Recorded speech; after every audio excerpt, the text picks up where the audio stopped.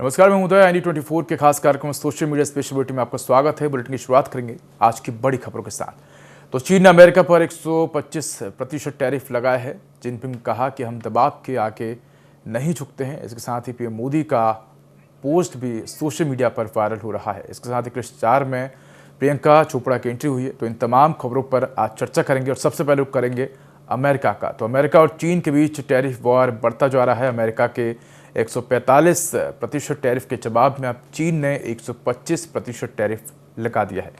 ये कल से लागू होगा। चीन ने कहा कि अब अमेरिका की तरफ से लगाए जाने वाले किसी भी अतिरिक्त टैरिफ का जवाब नहीं रहेगा।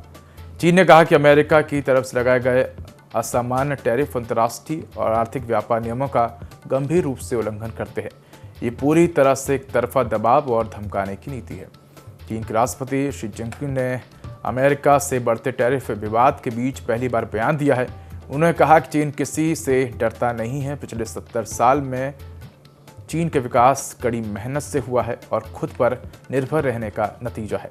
जिनपिंग ने कहा कि ट्रेड वॉर में कोई विजेता नहीं होता। दुनिया के खिलाफ जाने का मतलब खुद के खिलाफ जाना है। जिनपिंग ने ये बातें स्पेन के पीएम पेड्रो सांचेज से मुलाकात के दौरान कही। सांचेज शुक्रवार को चीन दौरे पर पहुंचे हैं। सांचेज ट्रंप के टैरिफ का ऐलान करने के बाद चीन जाने वाले पहले यूरोपीय नेता हैं। टैरिफ को लेकर सांचेज ने भी ट्रंप की आलोचना की। उन्होंने 8 अप्रैल को कहा था कि ट्रंप के टैरिफ की वजह से यूरोप नए बाजार तलाशने पर मजबूर होगा। इसके अलावा यूरोपीय देश और चीन दोनों अपने संबंधों को बेहतर करने पर विचार करेंगे। इसके साथ ही अमेरिका ने कहा कि चीन पर 125 नहीं 145% टैरिफ लगाया गया है। अमेरिका ने चीन पर 125 नहीं बल्कि 145% टैरिफ लगा दिया है। व्हाइट हाउस ने ये बात साफ की है। ट्रंप ने बुधवार को चीन पर 125% टैरिफ लगाने का ऐलान किया था। इसके बाद गुरुवार को व्हाइट हाउस ने बताया कि इसमें 20% पेंटेनाइल टैरिफ भी जोड़ा गया है, जो मार्च 2025 से लागू था।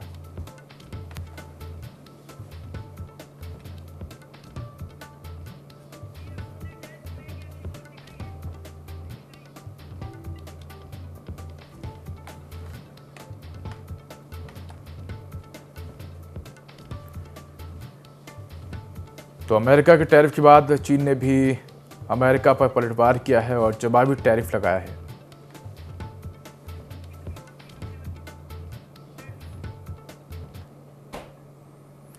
मुंबई हमलों के आरोपी तहब्बुर हुसैन राणा को अमेरिका से भारत लाए जाने के बाद प्रधानमंत्री नरेंद्र मोदी का 2011 का एक पुराना पोस्ट सोशल मीडिया पर तेजी से वायरल हो रहा है।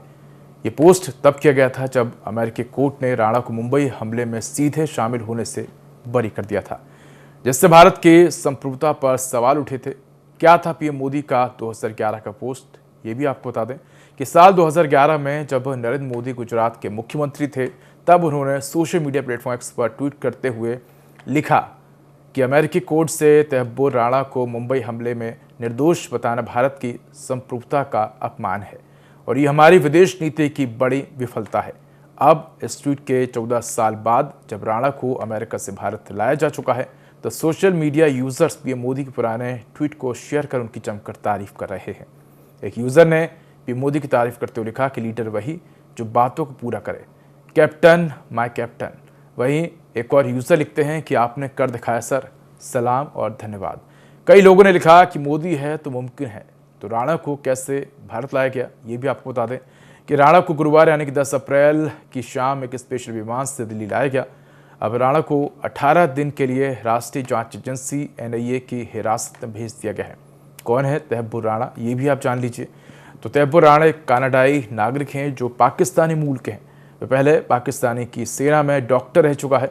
उसका नाम साल 2008 के मुंबई हमलों में आया, जिसमें 166 लोग मारे गए थे।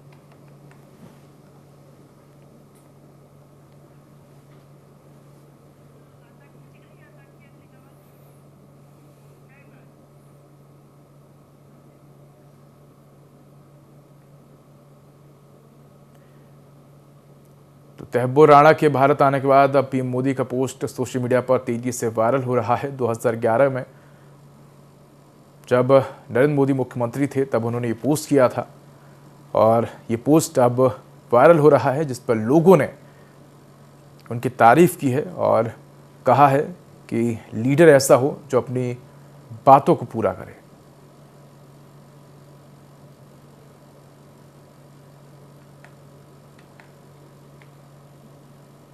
तो पीएम मोदी का पोस्ट सोशल मीडिया पर तेजी से वायरल हो रहा है। जब आपको बता दें कि नरेंद्र मोदी मुख्यमंत्री थे उस समय उन्होंने ये पोस्ट किया था, और अब ये पोस्ट सामने आया है जब तहब्बुर राणा भारत आ गया है और अब राणा से तमाम जांच एजेंसियां पूछताछ करेगी।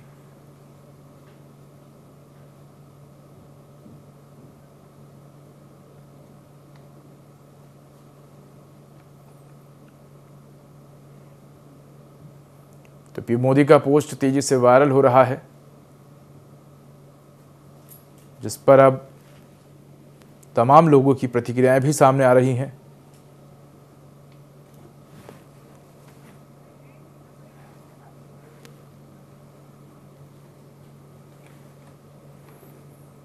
तो मुंबई हमलों के आरोपी तहब्बुर हुसैन राणा को अमेरिका से भारत लाए जाने के बाद प्रधानमंत्री नरेंद्र मोदी का 2011 का एक पुराना पोस्ट सोशल मीडिया पर तेजी से वायरल हो रहा है।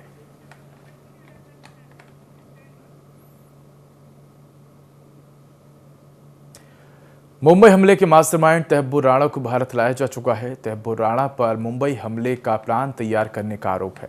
इसके साथ ही उसको भारत लाने के लिए एक लंबी प्रक्रिया के खत्म होने के बाद अब सजा दिलवाने की आपको बता दें कि पूरी प्रक्रिया शुरू हो गई है। मौजूदा वक्त में तहब्बुर राणा एनआईए की न्यायिक हिरासत में है। इस बीच जानकारी आ रही है कि एनआईए ऑफिसर तहब्बुर राणा को लॉकअप से निकालकर पूछताछ के लिए इंटेरोगेशन रूम में ले आए हैं, जहां एनआईए के अफसरों की एक टीम उससे पूछताछ करेगी। एनआईए की टीम ने आतंकी तहब्बुर राणा से पूछताछ शुरू कर दी है। सूत्रों के मुताबिक एनआईए की टीम शुरुआती पूछताछ में उसकी खुद की प्रोफाइलिंग करेगी और फिर पाकिस्तान में उसके हैंडलर के बारे में सवाल करेंगे। सूत्रों का कहना है कि इसके बाद आतंकी से उसे फंडिंग कौन कर रहा था, स्लीपर सेल कौन कौन है, इसके बिजनेस पार्टनर कौन कौन है, इंडिया में ये किस किस को फंड दे रहा था, हैडली की मदद भारत में किन लोगों ने की और पैसे कैसे कैसे दिए गए। इसके अलावा एनआईए ये भी जानने की कोशिश करेगी कि साजिद मीर क्रिकेट देखने के लिए भारत क्यों आया था। पाकिस्तानी आर्मी को जो वीडियो राणा ने दिए उन जगहों पर क्या राणा के साथ कोई और भी गया था। इसके साथ ही तहब्बुर राणा के प्रत्यर्पण को लेकर अमेरिका ने कहा कि वह भारत के साथ मिलकर आतंकवाद की वैश्विक समस्या से निपटने के लिए काम करना जारी रखेगा। अमेरिकी विदेश विभाग की प्रवक्ता टेमी ब्रूस ने कहा कि अमेरिका ने हमलों के लिए जिम्मेदार लोगों को जवाबदेह ठहराने के भारत की कोशिशों का लगातार समर्थन किया है। ब्रूस ने कहा कि अब राणा भारत के कब्जे में है और 26/11 हमलों में शामिल होने के लिए उस मुकदमे का सामना करना पड़ेगा। हमें इस प्रत्यर्पण पर गर्व है। मुंबई हमले में 166 आम लोग और 9 आतंकी मारे गए थे। 26 नवंबर 2008 को मुंबई में आतंकवादी संगठन लश्कर-ए-तैयबा के 10 आतंकियों ने हमले किए थे। ये हमले 4 दिनों तक चले।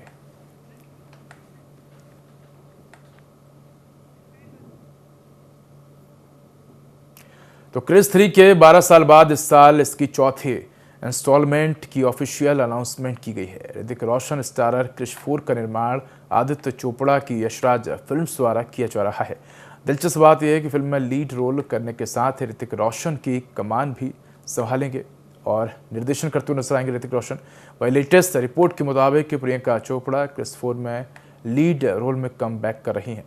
पिंक विला की रिपोर्ट के मुताबिक सूत्रों से जानकारी मिली है कि क्रिश 4 में प्रिया की भूमिका में प्रियंका चोपड़ा को वापस लाने की तैयारी हो रही है।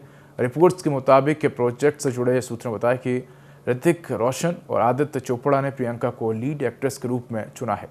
प्रियंका और ऋतिक पहले भी फिल्म में काम कर चुके हैं और उनकी ऑन स्क्रीन केमिस्ट्री जबरदस्त है। फिलहाल यशराज फिल्म्स ने क्रिस 4 का भी प्री प्रोडक्शन का काम जोरों से शुरू कर दिया है। दूसरी ओर ऋतिक राइटर्स के साथ मिलकर काम कर रहे हैं, जबकि आदित्य स्क्रिप्ट को बेहतर बनाने में मदद कर रहे हैं। तो रिपोर्ट्स के मुताबिक कुछ प्रोजेक्ट हैं जो वीएफएक्स को ध्यान में रखकर बनाए गए हैं, लेकिन क्रिस 4 एक ऐसी फिल्म है जहां वीएफएक्स की शुरुआत कहानी से होती है जो मैजिकल है। 28 मार्च को राकेश रोशन ने अनाउंसमेंट की थी कि उनके बेटे ऋतिक क्रिस 4 में अभिनय करने के साथ साथ निर्देशन भी करेंगे। अपने बेटे के साथ एक तस्वीर साझा करते हुए फिल्म निर्माता ने लिखा था, डुग्गू 25 साल पहले मैंने तुम्हें एक अभिनेता के रूप में लॉन्च किया था और आज 25 साल बाद फिर से तुम्हें 2 फिल्में फिल्म निर्माताओं आदित्य चोपड़ा और मेरे द्वारा हमारी सबसे महत्वाकांक्षी फिल्म क्रिस 4 को आगे बढ़ाने के लिए एक निर्देशक के रूप में लॉन्च किया जा रहा है। बता दें कि क्रिस 4 के 2026 की पहली तिमाही में फ्लोर पर आने की उम्मीद है।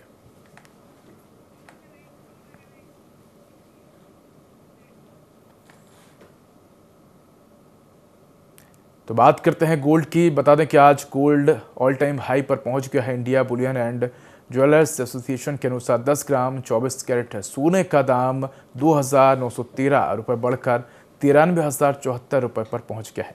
इससे पहले 10 ग्राम सोने की कीमत 90,161 रुपये थी। 1 किलो चांदी की कीमत आज 1,958 रुपये बढ़कर 92,627 रुपये प्रति किलो हो गई है। इससे पहले चांदी का भाव 90,669 रुपये प्रति किलो था। वहीं 28 मार्च को चांदी ने 1,0934 रुपये और 3 अप्रैल को सोने ने 51,205 का हाई बनाया था। अमेरिका की टैरिफ पॉलिसी के कारण ट्रेड वॉर का खतरा बढ़ गया है। इससे इकोनॉमी के बढ़ने की रफ्तार धीमी हो सकती है। ग्लोबल मंदी की आशंका भी बढ़ गई है। ऐसे में लोग सोने में अपना निवेश बढ़ा रहे हैं। मंदी के समय सोने को सबसे सुरक्षित निवेश माना जाता है। डॉलर के मुकाबले रुपए के कमजोर होने से सोने की कीमतों में तेजी आई है।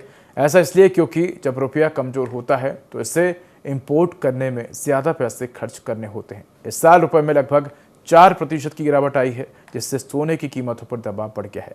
शादियों का मौसम नज़दीक आ रहा है। ऐसे में सोने के गहनों की मांग भी बढ़ रही है।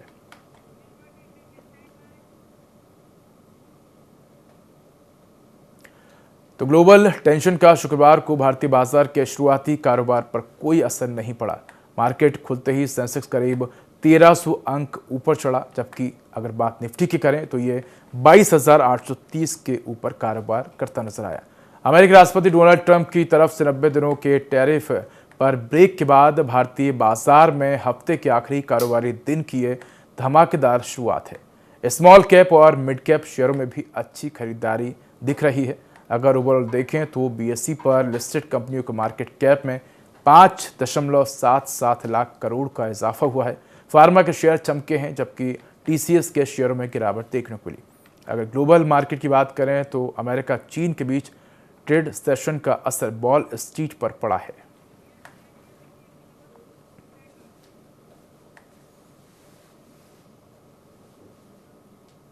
एक्टर सनी देओल फिल्म जाट को लेकर फैंस में जबरदस्त क्रेज देखने को मिल रहा है। 10 अप्रैल को रिलीज हुई जाट को ठीक ठाक ओपनिंग मिली। फिल्म ने पहले दिन 9.5 करोड़ की कमाई की। अब सोशल मीडिया पर कुछ वीडियो सामने हैं। इन वीडियोस में सनी देओल के फैंस ट्रैक्टर और ट्रक में बैठकर फिल्म जाट देखने के लिए जाते दिखे। वीडियो में ट्रक और ट्रैक्टर पर फैंस ने फिल्म के पोस्टर लगाए हुए थे। वो लाउड म्यूजिक पर डांस करते हुए जाते दिख रहे हैं। सभी फैंस बहुत एक्साइटेड नजर आए। कुछ फैंस बाइक पर भी नजर आए। ऐसा पहली बार नहीं है कि सनी देओल के फैंस ट्रैक्टर और ट्रक पर बैठकर फिल्म देखने जाते दिखे।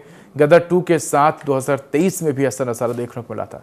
फैंस ट्रक में बैठकर थिएटर में जाते दिखे थे और इस बार भी सीन कुछ वैसा ही है। सनी देओल के फैंस उनकी फिल्म को मिस नहीं करना चाहते हैं। सनी देओल ने आपको बता दें कि धमाल मचा दिया है और इस बार भी सनी देओल का एक्शन अवतार देखने को मिला है। इस बार भी सनी देओल ने फैंस को निराश नहीं किया। उनकी एक्टिंग, एक्शन और डायलॉग ने खूब एंटरटेन किया है। तो फिल्म में रणदीप हुड्डा और विनीत कुमार सिंह विलेन के रोल में है। फिल्म में उर्वशी रौतेला का डांस नंबर भी है।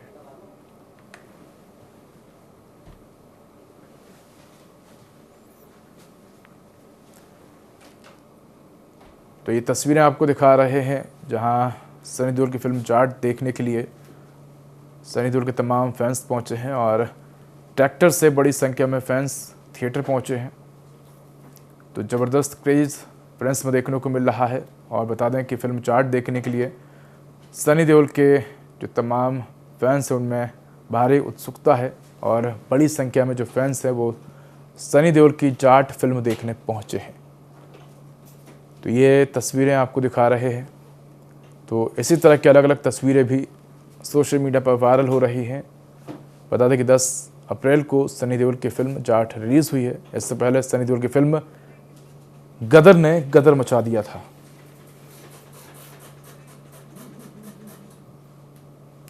अमेरिका के न्यूयॉर्क में एक हेलीकॉप्टर हडसन नदी में क्रैश हो गया। हादसे में हेलीकॉप्टर में बैठे सभी 6 लोगों की मौत हो गई। इनमें इंजीनियरिंग कंपनी सीमेंस के सीईओ ऑगस्टिन एस्कोबार, उनकी पत्नी मर्स और उनके 3 बच्चे शामिल हैं। उनके साथ हेलीकॉप्टर का 36 साल के पायलट की भी मौत हो गई है। हालांकि पायलट के नाम अभी तक खुलासा नहीं हुआ है। हादसे से ठीक पहले बेल 2006 एयरक्राफ्ट 2 टुकड़ों में टूट गया था। उसकी टेल और रोटर ब्लेड बॉडी से अलग हो गए थे, जिसके बाद इमरजेंसी क्रू ने नदी से सभी विक्टिम्स को बाहर निकाला। उनमें से 4 को मौके पर ही मृत घोषित कर दिया, जबकि 2 लोगों की अस्पताल पहुंचने के बाद मौत हो गई।